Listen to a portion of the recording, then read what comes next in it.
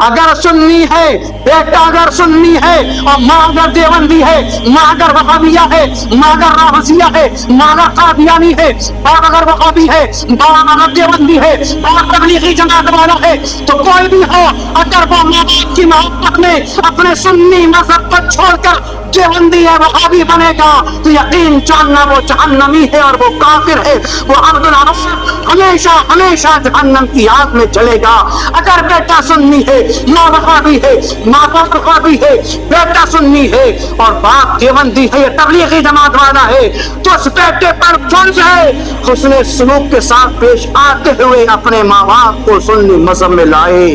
اگر وہ نہیں تو ان سے قطع تعلق کر لے، ان کے مذہب میں دوبارہ جائے گا تو وہ کافر ہو جائے گا، ابدی جہنمی ہو جائے گا۔ مگر اے سگنر راؤ کے مسلمانوں، تمہارے یہاں تو رشتہ داری بڑی اہمیت رکھتی ہے، تمہارے یہاں تو خاندان بڑی اہمیت رکھتا ہے، تمہارے یہاں تو بھائی چارہ بڑی اہمیت رکھتا ہے۔ صاحب یہ میرا باپ ہے، صاحب یہ میرا خالو ہے، صاحب یہ میرا داماد ہے، صاحب یہ میرا سسر ہے، صاحب یہ میرا پھوپھا ہے، یہ تو میرا خالو ہے، یہ میرا تایا ہے، یہ میرے چاچا ہے، یہ میرا فلاں ہے، یہ میں فلاں ہے، میں اس کے خاطر ایسا کیسے کر دوں، میں اس کو تعلقات اپنے تعلقات کیسے ختم کر دوں، میں کیسے جیوں گا۔ یہ قرآن پاک ہے، یہ حدیث مصطفیٰ بول رہی ہے، یہ صحابہ کا کردار بول رہا ہے کہ تیرے ماں باپ، تیرے رشتہ دار، تیرے اعزا اقربا کیسے ہی عظیم تر کیوں نہ ہو، اگر وہ دین حنیف کو چھوڑ دیں تو والد اولاد پر فرض ہے کہ ان کے ساتھ تبلیغ کرے، حسن اخلاق سے پیش آئے اور یہاں تک کہ اپنی پوری کوشش میں لگ جائے تو ان کو مذہب سنت پر لائے، اور نہ تو قطع تعلق کر دے، ان سے دوری اختیار کر لے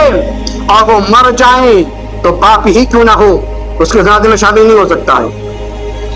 ماں ہی کیوں نہ ہو اس کے جنازے میں شامل نہیں ہو سکتا ہے، بھائی کیوں نہ ہو اس کے جنازے میں شامل نہیں ہو سکتا ہے، بہن ہی کیوں نہ ہو اس کا جنازہ نہیں پڑھ سکتا ہے، بھائی ہی کیوں نہ ہو اس کا جنازہ نہیں پڑھ سکتا ہے، بیٹا ہی کیوں نہ ہو اس کا جنازہ بھی نہیں پڑھ سکتا ہے، بیوی ہی کیوں نہ ہو اس کا وہ جنازہ نہیں پڑھ سکتا۔ کیوں؟ کہ اس کا مذہب کچھ اور ہے، تیرا مذہب کچھ اور ہے۔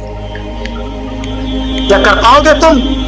یہ دعویٰ اسلامی اتنا آسان سمجھ رکھا ہے تم نے کہ صاحب مسلمان ہیں ہم تو گائے بھینس بکری کا کس کا گوشت کھا لیتے، ہم تو مسلمان ہیں، ساتھ جمعہ بھی پڑھ لیتے، نام بھی ہمارا کفیل شکیل وکیل ہے، نام بھی ہمارا سلمان ہے، نام بھی ہمارا وکیل ہے، نام بھی ہمارا عبد الرحمان ہے، ہم تو صاحب پیدائشی مسلمان ہیں۔ اسی کے تعلق سے سورہ احزاب کے اندر اور سورہ مطمئنہ کے اندر و دیگر جگہ پر اللہ تعالیٰ ارشاد فرماتا ہے،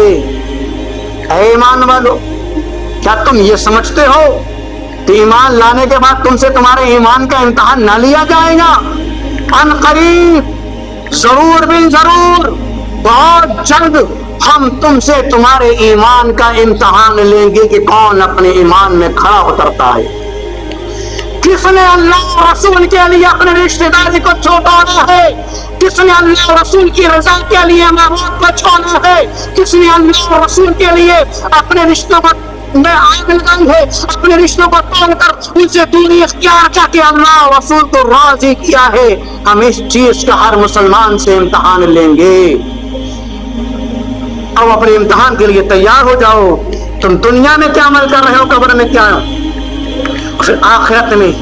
کس منہ سے رسول پاک صلی اللہ علیہ وسلم کے پاس جاؤ گے اور کس منہ سے کہو گے یا رسول اللہ ہماری شفاعت کر دیں، جبکہ آپ نے دیوبندی اور وہابیوں سے دوستانہ ناپا، ان سے دوستانی اپنائی، ان سے رشتہ داری اپنائی، ان سے بھائی چارہ اپنایا، ان سے تعلقات بنائی، ان کو اپنا عزیز آنا، ان سے محبتیں کی، ان سے پیار کا برتاؤ کیا، ان کے ساتھ حسن اخلاق سے پیش آئے، اور جب دین اسلام کی بات آئی تو کیا کہتے ہیں، صاحب یہ تو مولویوں کے جھگڑے ہیں، یہ تو مولویوں کے جھگڑے ہیں، یہ تو مولویوں نے اپنے جھگڑے بنا رکھے ہیں، انہوں نے اپنی روزی روٹی کا حساب بنا رکھا ہے، کچھ نہیں ہوتا ہے، سب ایک ہی ہیں، وہ بھی تو دین بتاتے ہیں، وہ بھی تو نماز کی بات کرتے ہیں، وہ بھی تو روزے کی بات کرتے ہیں، وہ بھی تو زکات کی بات کرتے ہیں، وہ بھی تو حج کی بات کرتے ہیں، وہ بھی تو دین کی تبلیغ کرتے ہیں۔ دیکھو وہ کتنے اچھے ہیں کہ دین پھیلانے کے لیے وہ گھر سے نکل گئے، گاؤں گاؤں گلی گلی کوچے کوچے شہر شہر بکریا کریا بستی بستی ناپتے پھرتے ہیں اور ہر ایک کو دین کی دعوت دیتے ہیں، وہ دین کی کتنی بڑی خدمت کر رہے ہیں۔ صاحب وہ دیندار نہیں ہو سکتے تو کون دیندار ہو سکتا ہے؟ اس کا مطلب یہ صاف سا بالکل مطلب یہ ہے کہ تو رسول اللہ کو نہیں مانتا، تو رسول اللہ کی بات کو سچا نہیں جانتا، تو اللہ کے فرمان کو سچا نہیں مانتا، اللہ کے رسول صلی اللہ تعالی علیہ وسلم نے ارشاد فرمایا قرب قیامت ایک جماعت نکلے گی جو دین کی بہت تبلیغ کرے گی،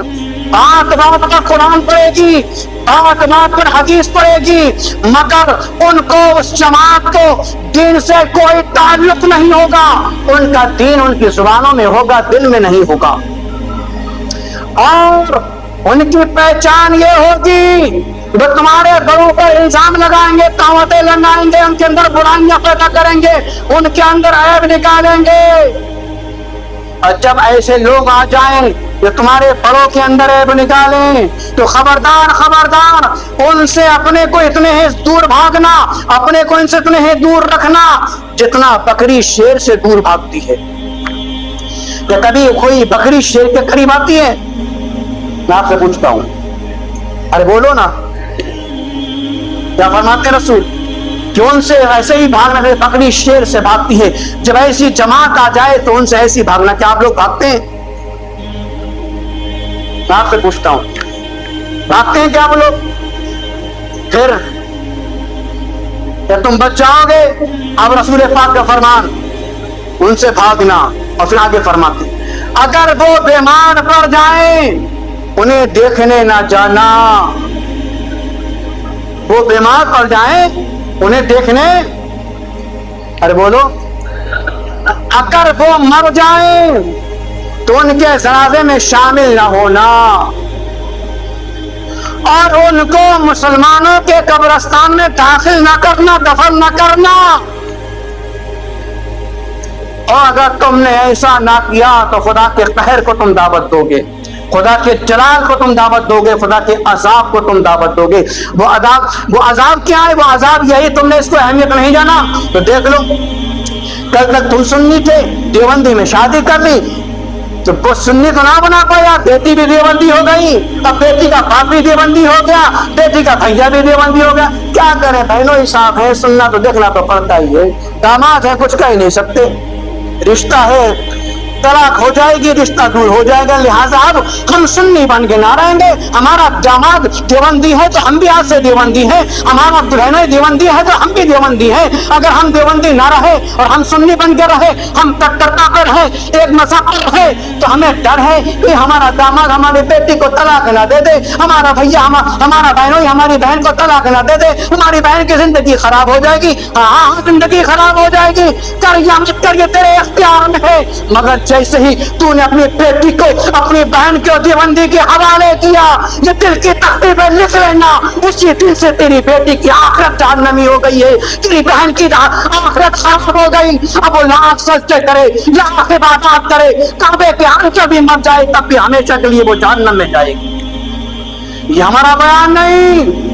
یہ حقیقت ہے، حقیقت، اس بات پر ہمیں اتنا ہی یقین ہے جتنا کہ خدا کے ایک ہونے پر یقین ہے۔ جس طرح تم خدا نہیں ہو سکتے، جن کی تختی پر لکھ لینا